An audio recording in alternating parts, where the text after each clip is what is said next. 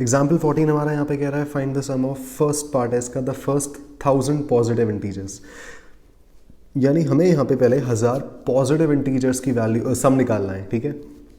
AP लिखते हैं पहले। एपी हमारा देखो पॉजिटिव इंटीजर्स कह रहा है ये, ठीक है। तो 1 से शुरू होंगे, 1 2 3 और करते करते, क्योंकि टोटल 1000 है ना, तो n की वैल्यू 1000 हो गई। टोटल 1000 इंटीजर्स निकालने हैं, 1000 इंटीजर्स का सम निकालना है हमें। 1 से शुरू होगा और एंड होगा 1000 पे, ठीक है। ये तो उसके पहले 1000 पॉजिटिव इंटीजर्स हो गए हमारे। अब हमें निकालना है इसका सम, हमें निकालना है इसका सम। अच्छा, सम निकालने के लिए हमें क्या करना पड़ेगा, s n equal to n upon 2 into हम लगाएंगे दूसरा वाला फॉर्मूला। दूसरा वाला फॉर्मूला क्या था, ए plus a N, N upon 2 into a plus a N. अब ध्यान से देखो, कब पता लगेगा हमें कि कब कौन सा फॉर्मूला लगाएं। भाई कभी भी अगर तुम्हें किसी एपी में फर्स्ट और लास्ट टर्म दे रखी है तो आंखें बंद करके ये वाला फॉर्मूला लगा दो, ठीक है। आंखें बंद करके ये वाला फॉर्मूला लगा दो। और हमें यहाँ पे फर्स्ट और लास्ट टर्म दे रखी है। पहले 1000 पॉजिटिव इंटीजर्स बोले थे जो 1 से शुरू होंगे और 1000 तक जाएंगे, ठीक है। तो यहाँ से एस 1000 जो आएगा हमारा वो आएगा 1000 अपॉन 2। 1000 क्यों लिखा, क्योंकि n हमारे 1000 है, 1000 पॉजिटिव इंटीजर्स है, यानी n की वैल्यू हमें 1000 दे रखी है ऑलरेडी, ठीक है। n की वैल्यू पे हमें 1000 है हमारी यहाँ पे, इंटू ए मतलब first term plus a N मतलब लास्ट टर्म, ठीक है। और इसको काटो खचाखच, ये कटा 500, तो ये हो गया 500 इंटू 1001, ठीक है। और यहाँ से 500 इंटू 1001 अगर करेंगे यहाँ से हम, तो हमारा आ रहा है 5005 और 20 500 के लास्ट में लगा दो। और ये आ गई हमारे S1000 की वैल्यू जो है 500 और 500, ठीक है। तो ये रहा हमारा S1000। हमारा फर्स्ट पार्ट हो गया। अब ज़रा सेकंड पार्ट को देखते हैं। सेकंड पार्ट कह रहा है the first n positive integers, यानी n मतलब होता है कितनी भी वैल्यूज़ हो सकती हैं। n मतलब हमसे ये 50 बोल सकता है, 100 बोल सकता है, 2000 बोल सकता है, 5000 बोल सकता है।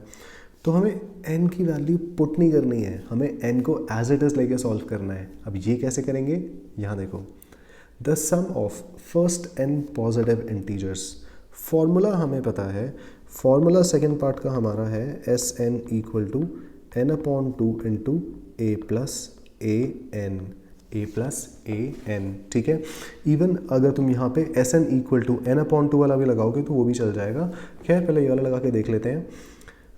एन अपॉन 2, एन की वैल्यू हमें पुट नहीं करनी है, एन अपॉन 2।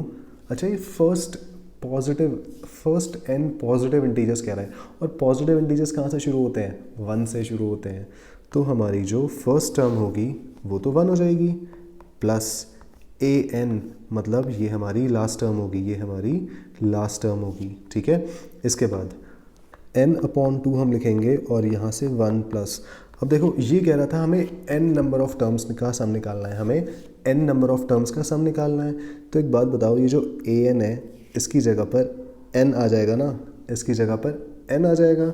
देखो ध्यान से, the first n positive integers, पहले n पॉजिटिव इंटीजर्स निकालने हैं, तो हमारी जो लास्ट टर्म होगी वो n बन जाएगी, ठीक है। इसको ज़रा इस तरह समझो, अगर तुमसे बोला गया कि भाई पहले 5 नंबर्स का सम निकालो, पहले 5 पॉजिटिव इंटीजर्स का सम निकालो, तुम्हारी लास्ट टर्म क्या होगी, 1 से शुरू करेंगे, 1 2 3 4 5, लास्ट टर्म क्या आई, 5 आई।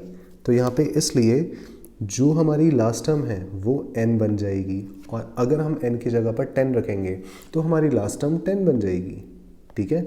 और यहाँ पे हमसे n नंबर ऑफ टर्म्स का सम पूछा गया है, तो हम ए एन की जगह पर n रख देंगे, फाइन। और ये बन जाएगा हमारा n into 1 plus n upon 2, और ये आ गया हमारा एस एन का फॉर्मूला। यानी अब अगर हमसे बोला जाए कि भाई पहले 100 टर्म्स का सम निकाल के दिखाओ, 100 पॉजिटिव इंटीजर्स का सम निकाल के बताओ, तो इसी फॉर्मूले को छाप दो, n की जगह पे 100 लिख दो। अगर पूछा जाए कि पहली 1 लाख पॉजिटिव इंटीजर्स का सम बताओ, तो n की जगह पर हम 1 लाख रख देंगे और आगे फिर सॉल्व कर देंगे, हमारा पहली 1 लाख पॉजिटिव इंटीजर्स का सम आ जाएगा, ठीक है। तो ये एक जनरलाइज्ड फॉर्मूला हमने बनाया है कि कितने भी नंबर ऑफ टर्म्स, कितने भी नंबर ऑफ पॉजिटिव इंटीजर्स को हमारा अगर सम निकालने के लिए पूछा जा रहा है तो हम एक जनरलाइज्ड ये फॉर्मूला यूज़ कर सकते हैं यहाँ पर, ठीक है।